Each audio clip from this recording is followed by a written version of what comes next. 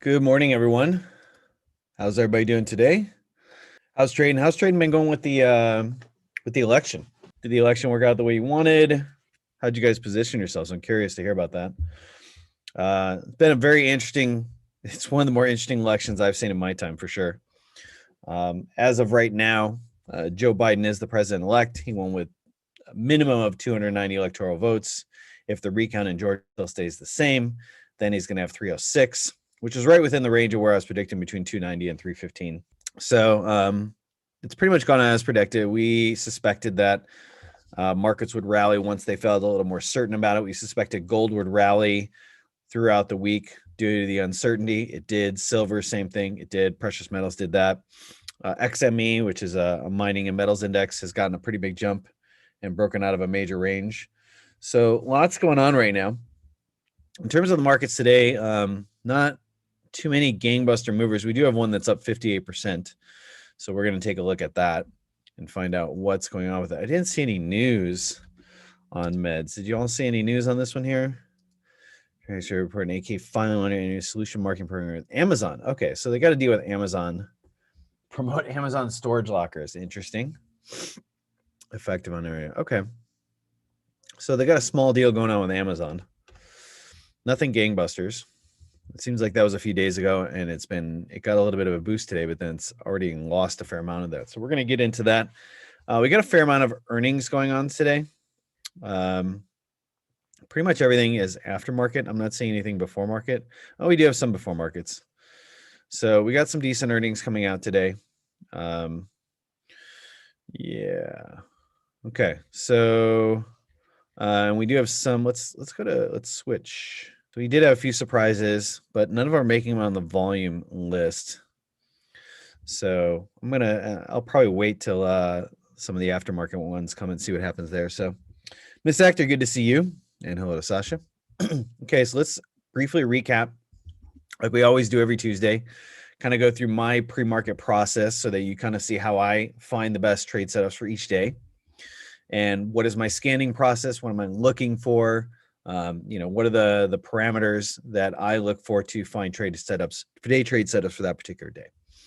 So first thing I do is I always check out Benzinga just to kind of see if there's any major movers or anything like that. Then what I do is I go into the overall market indices and see what's happening here. So just to give you kind of a heads up, even though Joe Biden is the projected winner, Trump's team feels like there are some legal issues with some of the voting issues and how they played out. I spent about an hour on the phone with my lawyer yesterday just asking about it because he's really into this. He's really into diving into the legal aspects of it, viewing the briefs and things like that. And, his speculation is that, or his analysis so far has said most of the legal challenges that the Trump team has filed have been pretty much laughed out of court. They're pretty low key. They really don't have a whole lot of meat to them. They haven't been able to present any evidence of their claims. And because Biden raised a lot of cash, they have a much better legal team than Trump's team right now. Ironically, Trump's team is raising funds to fight the recount. But if you look at the disclaimer, it says 50 to 60% of the funds will actually go to pay off the debt that the election team incurred trying to win this election. And only after that's paid off will they actually put money towards fighting it. So it's a really strange, I would almost say it's a scam. That's just really weird that you're saying you're raising money for that, but then the first funds will go to pay off the debt, and only after what's remaining will actually go off to pay to fight the legal battles. It's really weird. I don't know what to say. So anyways, because of that, and because the attorney general had filed, a certain kind of motion to, hey, I want to look into some of these things. These should be looked into. It's kind of created a little bit of uncertainty in the market. So this literally happened like right around this time yesterday. And as soon as that happened, S&P futures sold off. Same thing with NASDAQ futures. As soon as it happened, sold off. So it's putting a little bit of doubt and uncertainty in the election that we might have to go through some of these legal hurdles before people can feel like, okay, it's 100% safe. They're kind of worried that some of these legal challenges may alter some of the results, but you're going to have to alter results in multiple states for that to happen. You would have to change Nevada. You would have to change Arizona. You can change Pennsylvania, but you still have to add another state to go with it. And even if you change Nevada or Arizona, if Biden wins Georgia, he still wins the election. So you have to run kind of like a straight flush to really make that work. And, my lawyer's saying like, hey, it's a pretty low probability event. And he hasn't seen anything that's come through on the briefs or the legal challenges that would suggest that it's a super strong case. So I'm leaning towards it remaining that when all is said and done, Biden will be the president. He'll remain the president-elect, and he will be the next president, the 46th president of the United States. So with that being said, we can take a look at what's happening overnight with markets. And let's see here. We got some questions. Chi-Chan, good morning to you. Good morning to you, Mr. Goodman. We have morning. Why do you not trade Forex anymore? I do, actually. I have some positions that I'm rolling with right now on Euro Pound and CAD Swiss. And I have I think a Euro Ruble position. But I don't trade as much Forex as I used to. And I kind of talked about this, but there's a major reason for that. So if you think about it, how many currencies does your broker have? Maybe 50, maybe 100. And how many of those currencies can you really trade on a daily basis? Like how many of them are really moving? How many of them are moving 10, 20, 30%, 100%? Almost none. In stocks, especially in the US, I have access to 30,000 plus stocks. The chances that I'm going to find a setup for that particular day, especially one that's moving really fast, is very large. 30,000 versus maybe 50, maybe 100 currencies. So I just have more setups in trading stocks than I do in FX. FX volatility is down. And so while volatility is starting to pick up because of the election, I just have more setups in stocks right now. And on top of it, it's hard for me to trade FX options. I'm now trading options very heavily, and I want to trade options. And I'm not going to sit there and say, oh, well, I don't have any options in FX, so I'm not going to trade. I'm a trader. My job as a trader is to trade the best opportunities out there. Whatever the opportunities are, it doesn't matter to what instrument or asset class. I'm not married to an asset class. I'm married to trading. That's my job. My job is to find alpha in the market. And if I find alpha in FX, I'm going to trade FX. If I find alpha in, commodities, I'm going to trade commodities. If I find alpha in bonds, I'm going to trade bonds. And if I find it in stocks, I'm going to trade stocks. And the bottom line is right now that with FX volatility down, I'm finding way more setups every single day in stocks than I am FX. So that's why. Hopefully I answered your question. The best thing you can do, as a trader, is to not be married to an asset class, not be like, oh, I'm only going to trade Forex. No, you're a trader. Why are you married to one asset class? Trade what's moving, trade what's available, trade what you can make money on that day. That's your job. That's your job. That's my job. That's what I'm married to. So try not to be married to an asset class. Try and be married to trading as a process. Morning to you, Ken. Good to see you. Saitama, why don't you cover Bitcoin? Because this is for the U.S. stock market open. We do cover Bitcoin after we've gone through the stocks. But this Tuesday session is about preparing for the U.S. stock market open. So there's no real preparation for the Bitcoin open because Bitcoin is open all the time. So there's no preparation for that. I have talked about Bitcoin last week on Friday and on Tuesday. Talked about how I was bullish on it. I'm looking for dips on it. I'd rather buy in dips than buy breakouts, but I'm bullish on Bitcoin right now. We have an open Q&A. Once I've gone through my stock list, we have an open Q&A where you can ask me questions on any instrument, any time frame, doesn't matter. And the rule is very straightforward. Instrument, you got to give me the instrument, got to give me the time frame you want to do the analysis, and a one-sentence description, bullish or bearish. That's it. Very straightforward. Okay, we got a few questions rolling in. So we were saying, gotcha, thanks for explaining. I just thought that stocks had lower volatility than FX. No, not even close. It's the opposite. It's the opposite. So if you look at stocks have way more volatility than FX. So look at Forex and look at where the percent changes are. 0.29%, 0.2%, 0.5%. The biggest one here, 0.6%. Eurozar, which you're probably not going to trade a whole lot, 1.3%.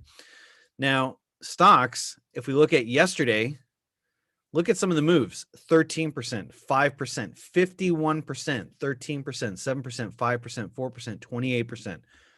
Way more volatility in stocks than, why is that there? Hello. There we go. So yeah, way more volatility in stocks than FX. It's not even close. It's not even close. So yeah, it's a good question. Matthias Jackson, morning, Second Skies. Morning to you, Matthias.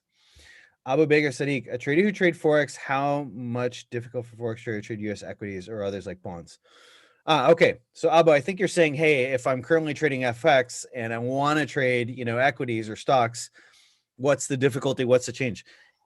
From my personal experience, I've been trading for 20 years now. I started off as an FX trader. I mean, I actually did start off in stocks, but that was for like a year and I wasn't really active in it. So where I really built my chops and my bread and butter for years was FX.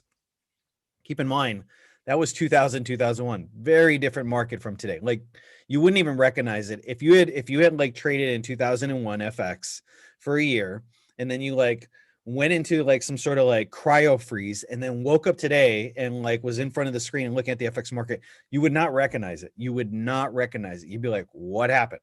So to answer your question, I actually find trading stocks easier than FX. And there's a couple reasons for that. One, with stocks, I have access to actual flow data.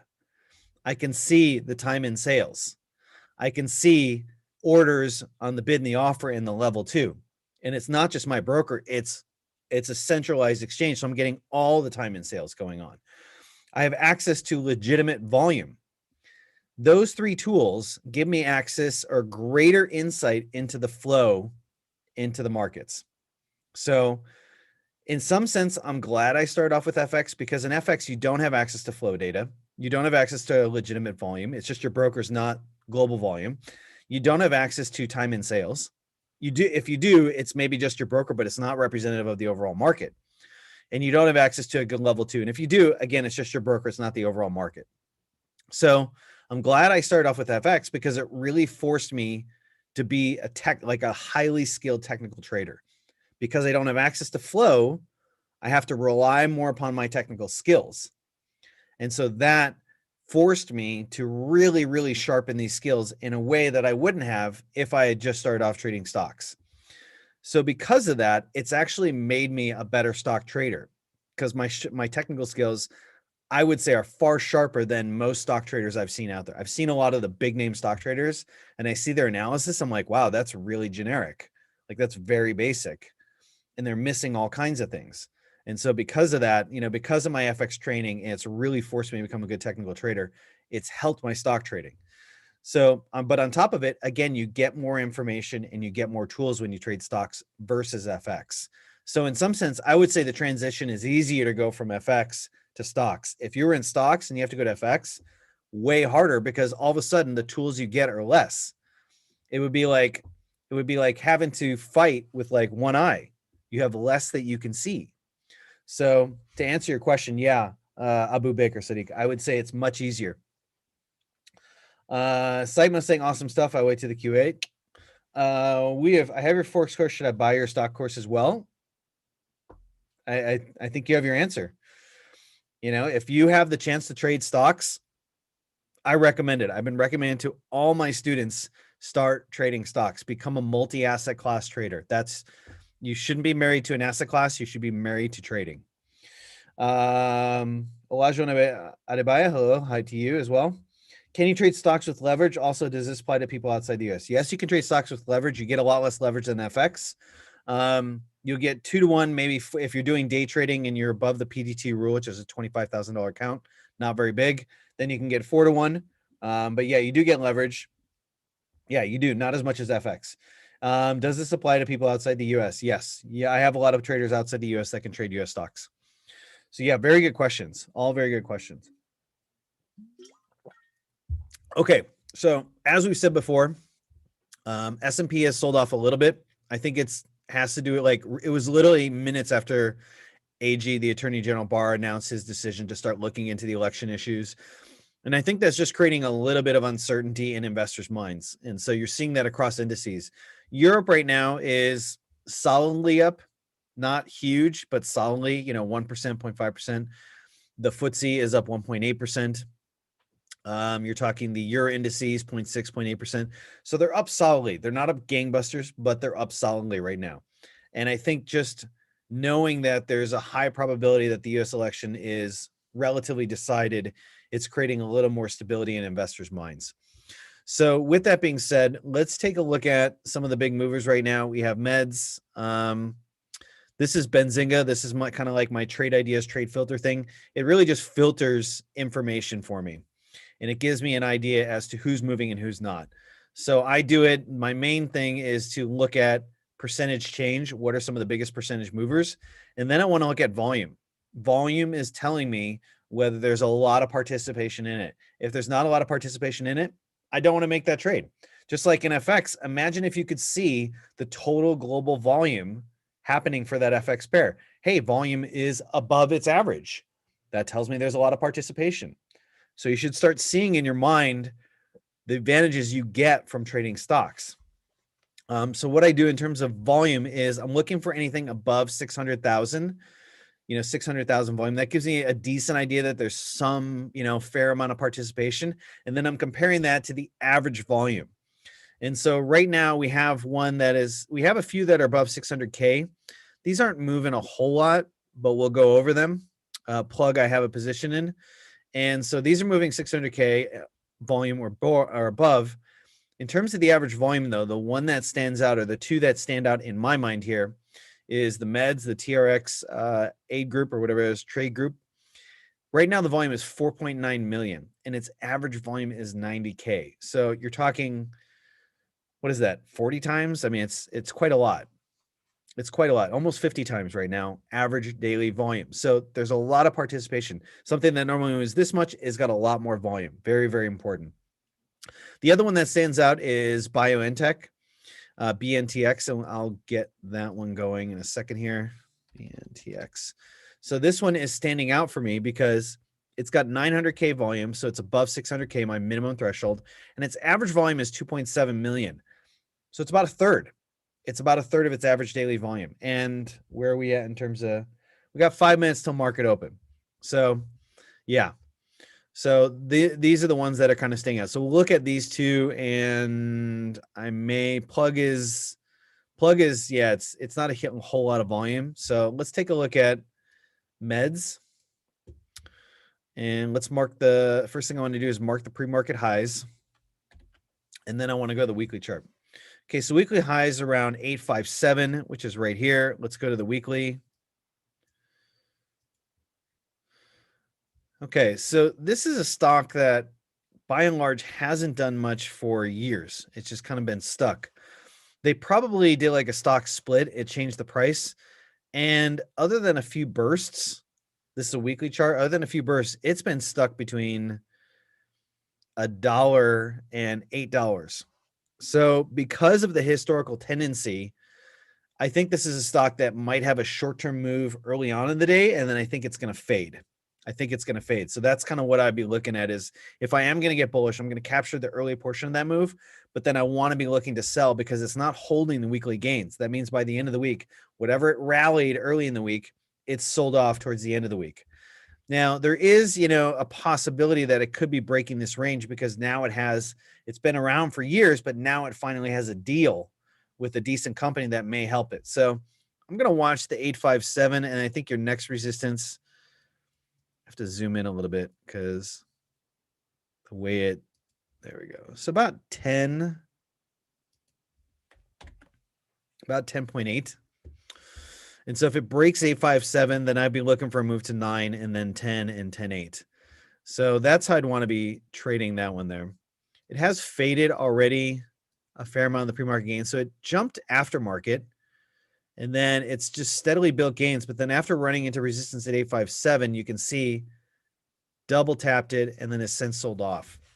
So this move might already be done and it might already be a fade. What I'm going to do is I'm going to set an alert for just right around the resistance. And if the price action builds nicely leading up to it, then I'll consider taking a breakout.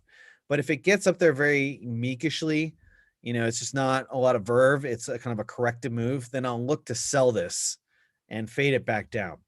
So that's what I'm going to do on meds. How are we doing on time before market open? We got about a minute and a half.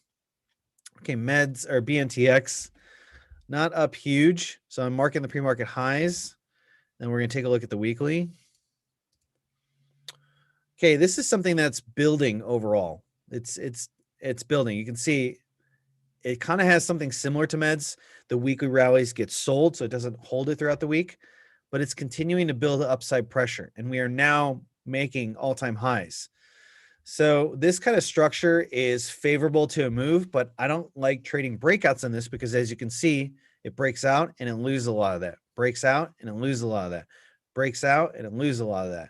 So I'm going to look for more of a pullback on this one, maybe to about the weekly low. And then I'm going to set an alert above the pre-market highs here. So that bell you heard was the market opening. So I'm going to either wait for a break of this if it builds well. Otherwise, I'm going to wait for a deeper pullback on this one to, prior support levels, maybe around 100 or maybe around this base right around here, maybe 92. So somewhere between 100 and 92 would be a potential pullback area. Okay, let's run through a few more real quick, and then I'll answer some quick questions, and then we got to wrap it up because the market's open. NEO, I'm long NEO. I'm still holding some longs on this one here. I am feeling like NEO's getting a little bit overextended. So I have some options on it to kind of neutralize some of the risk and protect if it does go to the downside. But if you look at this weekly chart, this is quite, it's almost, it's parabolic at this point. And so I'm not sure how much more sustainable this is. We do have a couple breakout structures, but I'm not sure how much more sustainable this is. Look at the size of these candles, these weekly candles, huge stretches. This stock as of May this year was $3. Now it's 44. That's like 1,200%. That's huge. So I'm feeling like this is kind of becoming like something that's being chased, and it's a momentum type trade. And so, yeah, I like playing this via options. If I'd want to trade this, I'd like maybe a pullback to say 40, low 40s would be a potential pullback area. I don't really like trading breakouts on this one right now. I feel like it's becoming overextended. And so, we had a nice impulsive corrective pullback. This is a gargantuan run from 25 to 44. That's huge. That's huge. $19. That's like almost 70-80%. And that's, in a matter of 2 weeks. So I'm going to wait for a little bit dip to 40 before I consider getting long on this one here. I do not like trading breakouts on this one here. So I'll set an alert right around 40.19.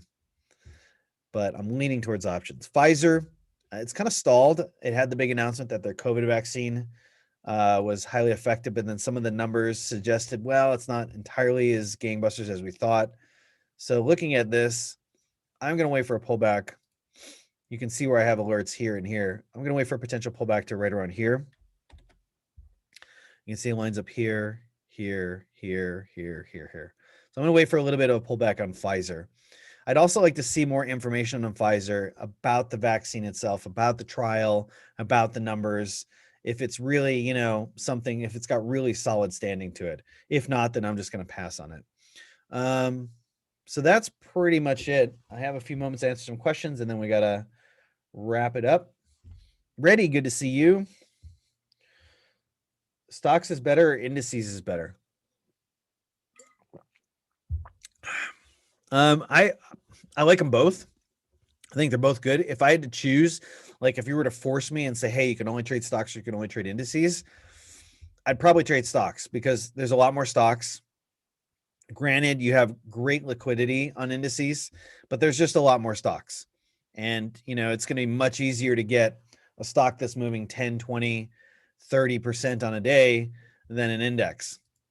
So an index is better for like long-term type investing, whereas stocks, is where you can make your money faster. Think about it like this. An index, you're not going to make a huge amount of money investing in an index. You'll get steady returns over time. but trading is fast money, investing is slow money. That's the way I always look at it. Trading fast money, investing slow money. I can trade an index, like you can day trade an index. You could day trade Qs, you could day trade the SPY, you can day trade all these indices, but I like trading stocks because there's ones that are going to be moving just absolutely gangbusters on that particular day. And that's what I want to trade, is where the highest momentum is. An index has a lot of stocks in it, and it needs a lot to move the whole boat. So yeah, good question. Hari, does that your course will help to trade Indian market? That's a tricky one because I don't trade the Indian market. The price action course has techniques to help trade the Indian market. The stock trading course does not. So my price action course is not an FX course. It's about price action. And the methods in there work for the Indian market. The stock trading course is more towards US, European, and some of the major Asian indices like the Nikkei, the ASX 200, the Hang Seng. You could trade that. But the Indian market has some unique factors to it that make it challenging. I don't understand enough about the Indian market. From what I've seen, I like it.